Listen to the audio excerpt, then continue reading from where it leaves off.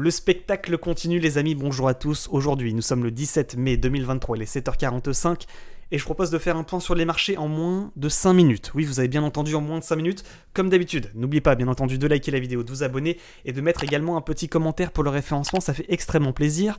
Vous le voyez, hein, le Bitcoin a cassé la ligne de coup de son épaule tête épaule, il a fait un pullback suite à ce rebond sur MM100, il revient chercher la ligne de coup, il n'arrive pas à réintégrer, il montre une mèche. D'ailleurs, petite alerte Telegram, aux environs des 27 500 $, le Bitcoin est sur sa ligne de coup à 27 500. Que va-t-il réussir à faire? Va-t-il réintégrer?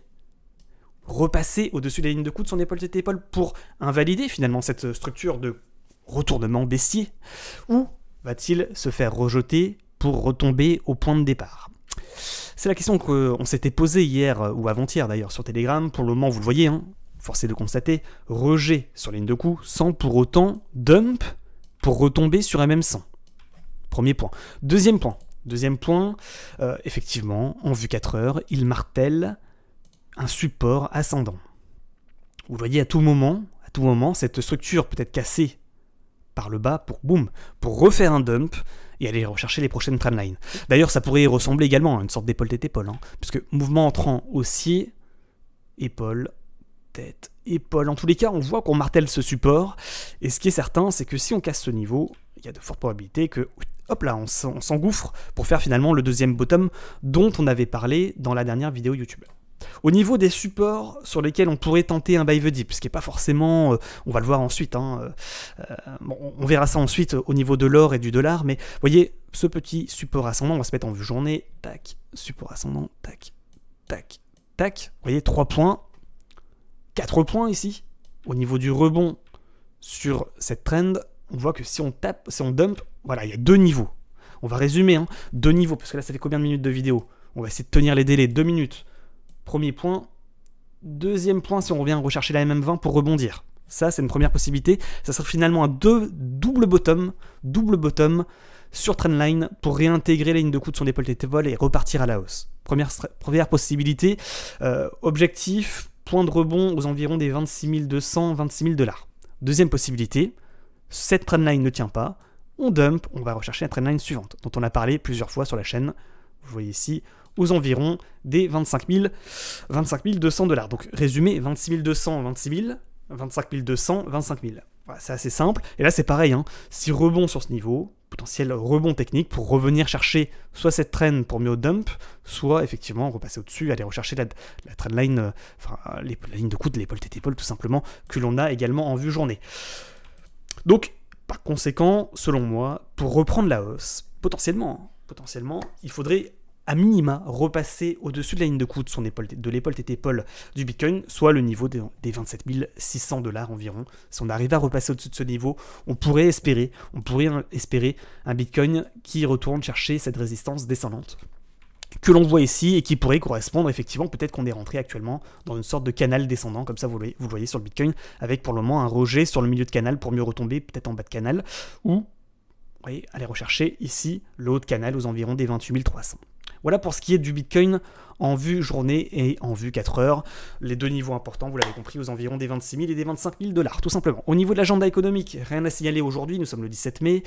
Demain, on rappelle, il y aura des événements à 14h30. Et enfin, le 19 mai, 2 discours, Powell et Lagarde à 17h et 21h respectivement. Au niveau du dollar, on avait dit la chose suivante dans la dernière vidéo YouTube. Tant qu'il ne repasse pas en dessous de 102.2, il n'y a pas le dollar n'invalide pas sa reprise de hausse. Pour le moment, vous voyez, cassure, pullback, il revient à quel niveau? Au niveau de la mèche 102.2. C'est chirurgical. Ça mérite des clap-clap, bien entendu, dans le chat. Donc vous voyez, cassure, pullback, pour le moment, pas de réintégration des 102.2. Par conséquent, il casse son range par le haut, il est en cassure, pullback, et potentiellement, il reprend la hausse. Et c'est emmerdant, il faut le dire. Il faudrait qu'il repasse sous 102.2 pour donner finalement de la vigueur pour le Bitcoin et les cryptos. Pour le moment, c'est l'inverse qu'il se passe, hein. Il fait une cassure pullback et il reprend potentiellement la hausse et c'est pas très bon pour les marchés crypto. Au niveau de l'or, c'est pareil. On avait dit, ah là là, c'est assez intéressant, il casse sa résistance, mais vous voyez, pour le moment, il n'arrive pas à s'envoler. Il retombe, il revient sur ce niveau. On était à 2020 lors de la dernière vidéo YouTube. Là, on est en train de casser le canal, on est en train d'aller rechercher le niveau de support à ne pas réintégrer, qu'on répète, hein, 1975 $. Et vous voyez, là, c'est pas très bon pour l'or pour le moment. Au niveau du Nasdaq, il est en haut de biseau ascendant, en vue semaine, en vue journée. Il n'arrive pas à casser sa résistance. Niveau de rejet potentiel, nous environ des 13 600 points. Ça va être vraiment le niveau important qu'il faut réussir à casser pour repartir à la hausse. Pour le moment, il se fait rejeter. Le risque, c'est toujours pareil. C'est qu'à un moment donné, à force de marteler cette résistance, on n'y arrive pas, boum, on se prend un dump dans les dents, on casse le biseau par le bas et on s'effondre et on entraîne, bien entendu, le Bitcoin en même temps. Au niveau du cap stable, vous voyez, c'est la capitalisation des stablecoins. Qu'est-ce qu'on a comme info? Rappel, hein, quand ça baisse, on est plutôt à l'achat sur le Bitcoin et sur les cryptos. Et quand ça monte, on est plutôt à la vente. Vous voyez, pour le moment, résistance horizontale, on la casse par le haut, on est en cassure pullback, et le risque c'est quoi au niveau de Capstable? C'est qu'on soit en cassure pullback, reprise d'élan pour pump, pour faire un méga pump sur Capstable, et par conséquent, un méga dump sur le Bitcoin. Parce que là, on retrouve cette épaule, tête, épaule inversée, c'est la même chose que sur le Bitcoin, mais inversée, bien entendu. Donc, invalidation de... On est peut-être également dans un canal légèrement ascendant, hein. Peut-être également, tac, tac, comme ça.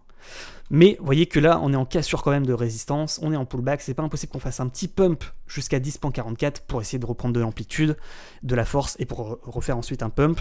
J'ai envie de dire que si on repasse sous 10.44, on repartira plutôt à la baisse sur Capstable et par conséquent à la hausse sur le Bitcoin. Et c'est un peu ce que nous dit également ce graphique, hein. Ça veut dire que tout simplement, si on repasse au-dessus des 26 600, on repart plutôt à la hausse sur le Bitcoin. Et si on pourrait très bien faire un pump, on va rechercher les 26 500, 26 600 comme prise d'élan pour mieux se faire rejeter et retomber. Voilà, c'est un peu la même chose sur Capstable, mais inversé bien entendu. Sur Ethereum, il est en cassure pullback de trendline. On voit que s'il repasse sous 1680 $, ça sera plutôt à la baisse.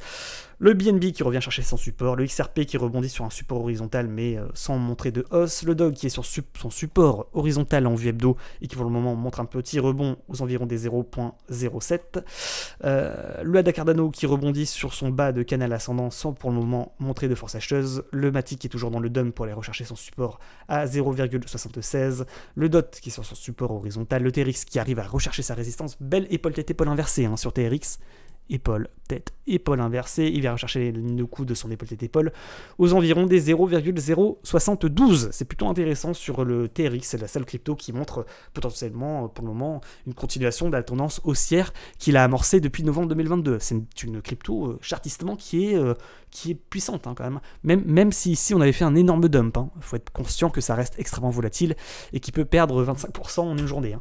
Le SHIB qui revient chercher son support de son triangle descendant, le LTC qui montre un rebond également intéressant, LTC, hein, toujours dans son canal ascendant et par conséquent toujours ascendant, le NIR qui est toujours dans son canal descendant et par conséquent descendant, le UTC, pour le moment pas de rebond technique comme on aurait pu l'espérer, le Algo par contre lui montre un rebond sur le dernier bottom, aux environs des 0,16, pour le moment ça tient, le AVE pas de rebond aussi, le AVAX sur son support, Link pareil, le Atom sur son support ascendant également long terme.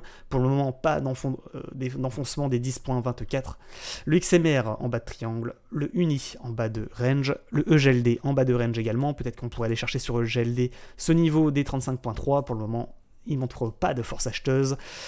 Et ensuite, le H-bar, également, il est un petit peu dans le dip, en difficulté. Le Sand, également, qui montre un rebond sur support descendant, aux environs des 0,48. Pour le moment, pas de cassure, par contre, de résistance. Et le Mana, c'est un peu pareil que sur Sand, sauf qu'il tente la cassure de résistance.